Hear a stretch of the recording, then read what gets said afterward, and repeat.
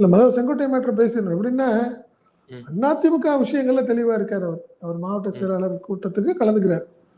பர்சனலா எடப்பாடியும் எனக்கு ஒத்து வராது அப்படிங்கிறத டேரிங்க. அதனாலதான் அவர் வீட்டுக்கு அவர் போல. நீங்க மீட்டிங் விஷயங்கள் புரோட்டோகால்ல தெளிவா இருக்காரு. அதிமுக நிர்வாகிங்கிற அடிப்படையில் அவர் பொதுச் செயலாளர் அடிப்படையில் அவர் போயிட்டு இருக்காரு. ஆனா பர்சனலா உனக்கு எனக்கு ஒண்ணும் இல்லை, நீ போடுற விருந்துக்கு நான் எதுக்கு போனோம் அப்படிங்கறதுல அவர் செங்கோட்டையன் தெளிவா இருக்காரு. இன்னும் அவர் அந்த கோபம் எல்லாம் குறையல. என்ன எடப்பாடி மேல உள்ள கோபம் பர்சனலா உள்ள விஷயங்கள்ல வந்து ரொம்ப குறையல. பட் பொதுச் செயலாளருங்கிறதுனால அடிப்படையில் இவர் மாவட்ட செயலாளர் நிர்வாகிங்கிற அடிப்படையில் அதை அப்படியே மெயின்டைன் பண்ணிட்டு இருக்காருன்னு வச்சுங்களேன். அந்த அடிப்படையில் தான் அவர் அங்க போகல, இங்க வந்தார். அதுதான் சொல்லிடலாம். ஆக்சுவலா வந்து உங்களுக்கு வந்து மே 2ஆம் தேதி செயற்குழு கூட்டம் வச்சிருக்காரு. ஆமா, இந்த மாவட்ட செயலாளர் கூட்டத்தை அமித்ஷா வர்றதுக்கு முதலாளி கூட பண்ணியிருந்திருக்கலாம். அதை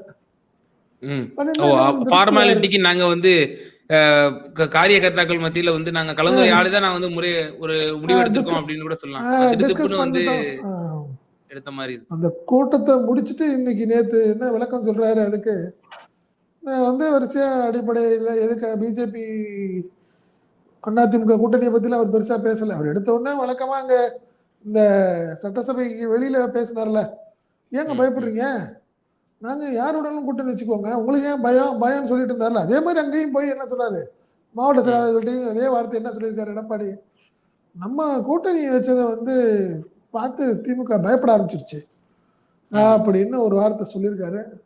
அதுல இருக்கிற அதிமுக மாவட்ட செயலாளர் சில பேருக்கே சிரிப்பு. அது ஏன்னா நம்ம கூட்டணி வச்சா அவங்க ஏங்க பயப்படுறாங்க, என்னங்க இவர் சின்ன பிள்ளைத்தனமா பேசுறாருன்னு அவங்களே விமர்சனம் பண்றாங்கன்னு வச்சுங்களேன்.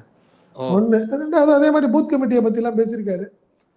என்ன பூத் கமிட்டியை பத்தி பேசியிருக்காரு. இடையில ஒரு வார்த்தை என்ன சொல்லியிருக்காங்கன்னா, ஜெயக்குமார் என்ன சொல்லியிருக்காரு, இல்ல திருவள்ளூர்ல ஒரு இடத்துல வந்து நான் சீட்டு வாங்கி தர்றேன், எம்எல்ஏ சீட்டு வாங்கி தரேன்னு ஒருத்தர் தேவையில்லாம வசூல் பண்ணிட்டு இருக்காரு அப்படின்னா, அப்படி வசூல் பண்ற ஆளுங்களை கட்டி வச்சு வெளுங்க அப்படின்னு ஒரு வார்த்தை சொல்லியிருக்காரு எடப்பாடி.